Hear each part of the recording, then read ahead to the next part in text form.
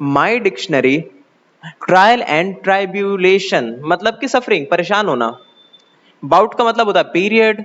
Self wild का मतलब stubborn.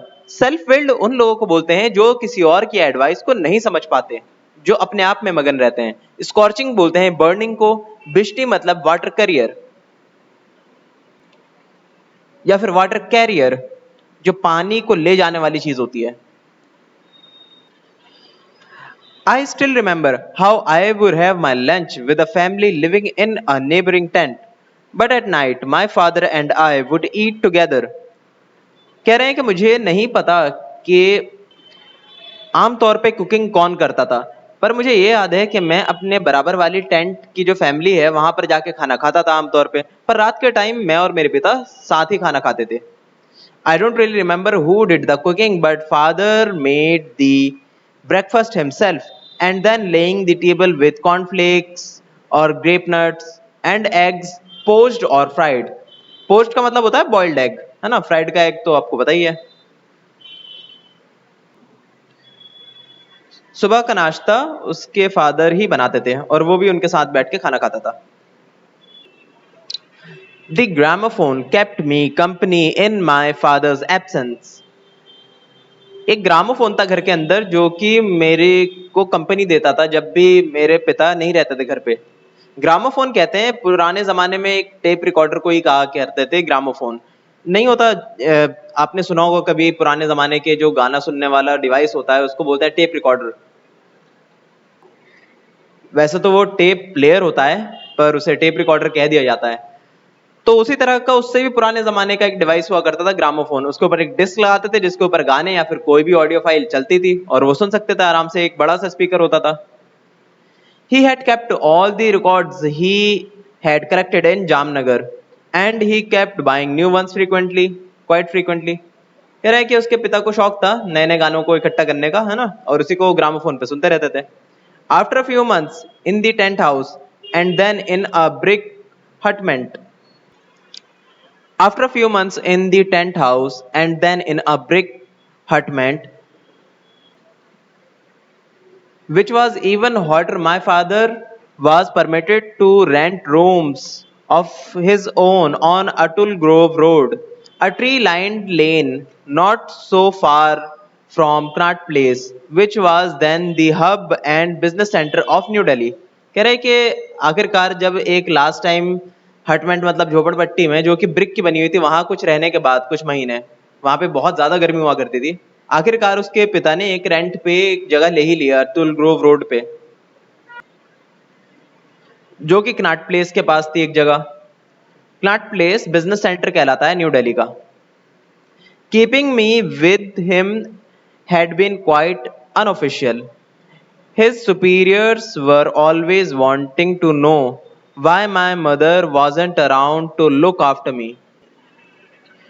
He was really hoping that the war would end soon so that he could send me to England and put me in a good school there. He had been selling some of his more valuable stamps and had put quite a lot of money in the bank.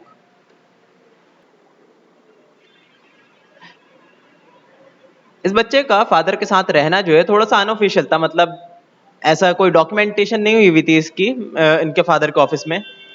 तो इसके जो superior थे इनके father के, वो सोचते थे कि मदर कहाँ है इस बच्चे की, क्योंकि वो ख्याल नहीं रख रही, जाहिर सी बात है ज्यादातर टाइम साथ रह रहा है बच्चा उनके।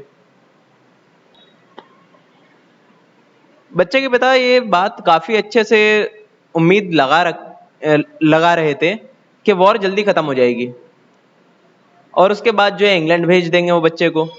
उसके लिए काफी पैसे भी जमा करने की कोशिश की जा रही थी। One evening an American officer dropped in to have dinner with us.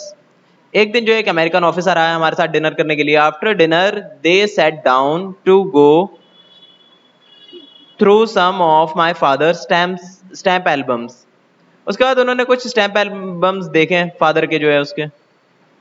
The American collector bought several stamps and two we went to bed richer by a couple of ₹1000। उस अमेरिकन कलेक्टर ने इनसे कुछ stamps खरीद लिए जिससे उनके पास कुछ ₹1000 और आ गए। This taught me that it was possible to make money out of one's hobby. इससे मुझे पता लगा कि एक की हॉबी से भी कई बार पैसे बनाए जा सकते हैं. I followed my father's footsteps when writing became my passion. तो यही काम मैंने भी करा अपने पिता के साथ साथ ही, या फिर कहें तो अपने पिता के नक्शे कदम पे ही मैंने भी अपने राइटिंग के करियर को परस्यू करना शुरू कर दिया. Some Sundays, my father and I explored old tombs and monuments, but going to the pictures was what we did most. कई बार संडेज को मैं अपने पिता के साथ जाया करता था पुराने मॉन्यूमेंट्स को घूमने के लिए, पर कई बार तो मूवी देख कर ही आते थे हम रात में. Connaught Place was full of cinemas, the Regal Rivoli, Odeon, and Plaza, all very new and shiny, and they exhibited the latest Hollywood movies. कुछ सिनेमाज घरों के नाम बताएं यहाँ पर, और यहाँ पर नए नए हॉलीवुड की मूवीज लगा करती थी. When my father broached the subject of sending me to a boarding school, जब मेरे पिता ने एडवाइस की कि मैं जो है चला जाऊं बोर्डिंग स्कूल में. ब्रोस्ट का मतलब होता है एडवाइस करना. I used every argument I could think of to dissuade him. Dissuade का मतलब होता है डिसएग्री करते हुए कुछ आर्ग्यूमेंट्स पेश करना या फिर एडवाइस करना कि नहीं मुझे ऐसा नहीं करना चाहिए वगैरह वगैरह. Why would you want to send me to school again? क्यों आप मुझे दोबारा स्कूल भेजना चाहते हैं? I asked, I can learn more at home. मैंने पूछा और मैंने कहा कि उससे ज़्यादा तो मैं घर पे ही सीख लेता हूँ. I can read books, I can write letters, I can even do sums. कि मैं पढ़ सकता हूँ, मैं लिख सकता हूँ, यहाँ तक कि मैं कुछ मैथ्स भी कर सकता हूँ. Not bad for a boy of 9, said my father. मेरे पिता ने कहा कि बुरी बात नहीं है कोई 9 साल के बच्चे के लिए. But I can't teach you algebra, physics and chemistry. मगर मैं आपको अलजेब्रा, फिजिक्स और केमिस्ट्री नहीं पढ़ा पाऊंगा यहाँ पे, उसके लिए आपको स्कूल ही जाना पड़ेगा. I don't want to be a chemist. मुझे नहीं बनना chemist. Well, what would you like to be when you grow up? A tap dancer. तो उसके पिता बोलते हैं कि तो क्या बनना है तुम्हें बड़े होकर? Tap dancer. जितना पढ़ाया गया है उतने की रीडिंग करिए आप, ये आपका होमवर्क है. और इसके अलावा जो वर्ड मीनिंग्स हैं इसकी, जिसे मैंने अंडरलाइन किया था, उन्हें आप कॉपी में लिख लीजिए और याद कर लीजिए.